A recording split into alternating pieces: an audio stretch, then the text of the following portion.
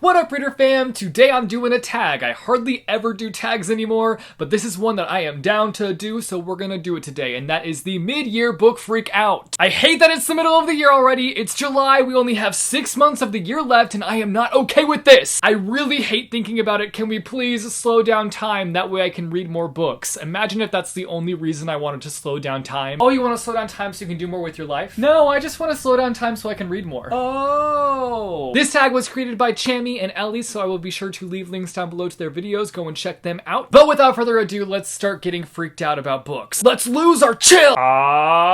Freak out! Best book you've read so far in 2018. I've honestly had a rough reading year, and the fact that I haven't been loving that many books this year, I feel like I've become like an old, grumpy grandpa. Everything sucks. I think I've just become overly picky, which can be a good thing, but I feel like sometimes in my case, it's not so much a good thing. And I know it won't last. I know that soon enough, I will be devouring books that I love, but this has been a difficult wave to ride out. I just want to be swept up in that book-loving magic, you know what I'm saying? I've only given 5 stars out to 4 books that I've read this year, which is just kind of insane to me. 2 of the 4 books that have really stuck out to me are All American Boys by Jason Reynolds and Brendan Keeley, and then Wonderstruck by Brian Selznick. Neither of these books came out in 2018, but I read them this year, and both are very different stories, but both are super impactful. All American Boys follows 2 different boys showcasing police brutality, one boy that has endured it, and one that is just a bystander. It's a pretty heavy book, not in the physical weight department, but in the subject matter department. Wonderstruck, on the other hand, follows 2 different characters who are facing very similar circumstances. They both have this feeling that there is just something in their lives that are missing, and they both go on a journey to figure out what that is. It's got a magical quality to the writing, even though there is no magic within the story, and it has incredibly stunning images throughout it. Both of these books have given me hope that there will be more books out there that I read this year that I will love. I'm gonna rub my cheeks against them for good luck. What's the best sequel you've read so far this year? Now I Rise by Kirsten White, the sequel to And I Darken. Oh, ho, ho, ho, ho. This book did that. It did the dang thing. Was it a sequel or what? Well, yeah, it was a sequel, so shh.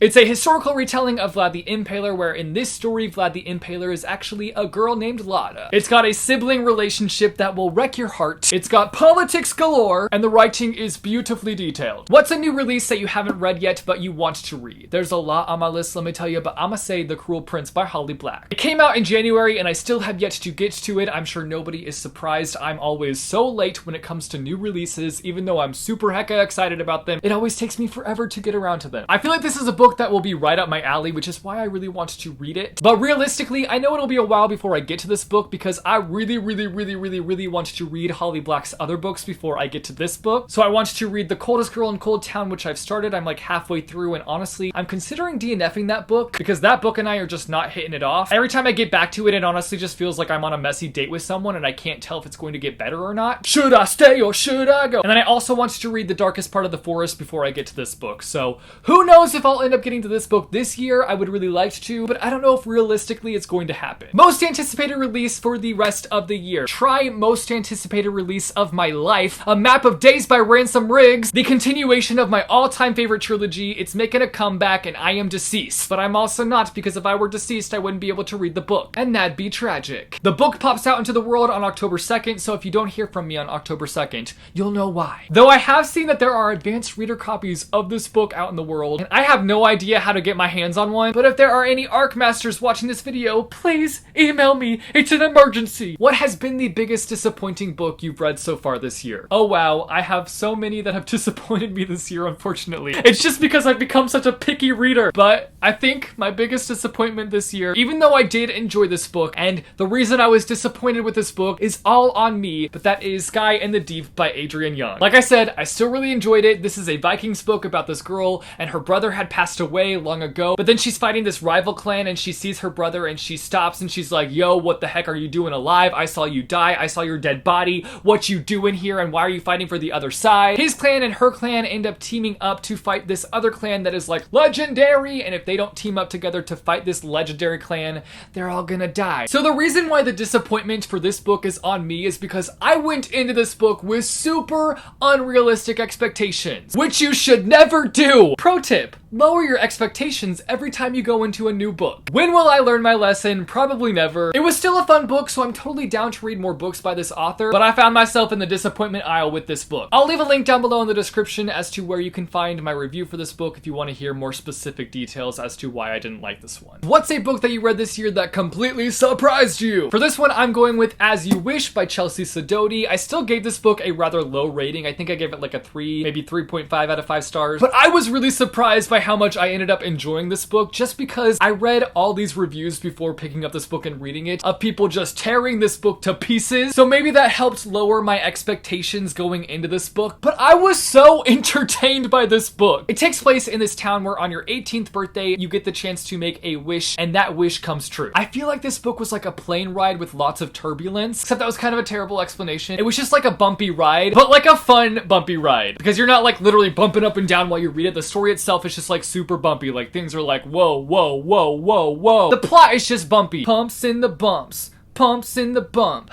Guys, I'm over. I'm canceled. Delete me. An author that's become a new favorite of yours. I think I'm gonna have to go with Jason Reynolds. I've just read so many of his books this year and I've loved everything that I've read by him. I've read A Long Way Down, All American Boys, and For the Dreamers, and I've read a book by him in the past. His Miles Morales Spider-Man novel, to be specific, which I need a sequel of. Please, Jason Reynolds, if you're watching this video, which I know you're not, give us a Miles Morales sequel. I really want one. Anyways, he has just impressed me time and time again and fed my soul with so much bookish goodness. I just can't wait to read more books by him in the future. What's one of your new favorite characters? I think one of my new favorite characters is actually from a manga that I've been working my way through this year, and that is Deku from, that is the back of the book, Deku from My Hero Academia. Can you guys tell that I'm just a little bit hyper today?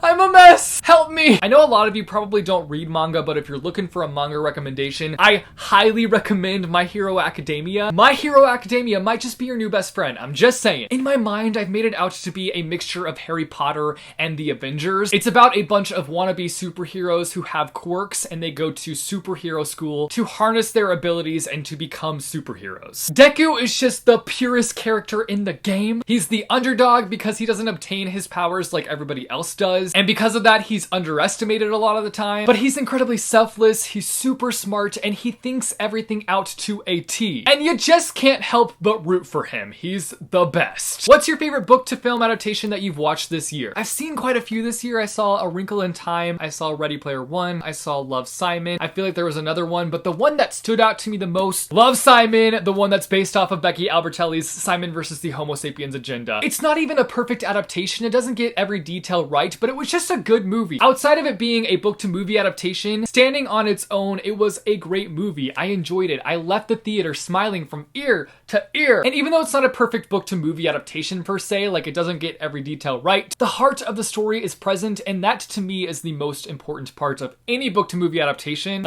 It was just such a feel-good movie. What's a favorite video you've done so far this year? My favorite video review I did this year was on the Illuminae Files trilogy, and I want to make more reviews in that similar style that I did for that video. That's the direction I'm trying to go in when it comes to reviews. I want to make them a little bit more on the creative side, which might mean they'll be super delayed, but I just want to put my best foot forward. As for a fun bookish video I've done this year, definitely the one where I photoshopped my face onto different book covers. I just loved the end result of that video. I will say it was a pain in the butt to edit, but it was worth it because the end result was glorious and ridiculous, and that's just the way I like it. What's the most beautiful book you've bought this year? This is a spoiler for my upcoming book haul, but I just can't not show this book because it's so beautiful, and that is the UK exclusive collector edition of Vicious. I mean, look at this beauty. She a stunner, she a star, she vicious. Just way too beautiful. Like Victoria Schwab gets the best book covers. Look at that inside detailing, and look at it when you undress it. She's shiny. And to make things even better, it's got a built-in bookmark like this book. The quality. I will admit, I now own way too many copies of this book. Hashtag no regrets. No ragrats. And lastly, what books do you need to read by the end of this year? Try every unread book on my bookshelf, which that number is actually starting to dwindle because your boy has been a reading machine lately. I need to give myself a pat on the back. I have been reading a lot lately. But realistically, one of my goals for this year does have to do with Victoria Schwab, and that is the fact that I want to get caught up on her books because I have been slacking. I got way behind there for a little bit, and it's time to work my way back through it. I've also just been rereading her books lately. I just reread A Darker Shade of Magic, and I have plans to reread Vicious. So the rest of 2018 is going to be a very Victoria Schwab focused year. But I'm okay with that. I love her books. That's it for this tag. I'm now going to tag 2 smaller creators that I've really been enjoying. Like, their content is amazing. I will leave links down below to their channels. You should go and check them out. And that is The Blind Rabbit and Captured in Words. You should go and check them out. Again, links to their channels down below. Also, I want to hear from you guys, so you should let me know down below in the comments 3 books that you must read before the end of this year. But I also want to put a reminder out there that it's okay if you don't get to those books this year. Don't put that unnecessary pressure on yourself. It's not worth it. If you like this video, be sure to give it a big thumbs up. I post videos frequently on the channel, so if you want to see more bookish content from me, be sure to go and hit subscribe, or go and click the little bell icon and you'll be notified every time I post new videos. As always, thanks for watching, guys, and I will see you soon with a new video. Bye, chew.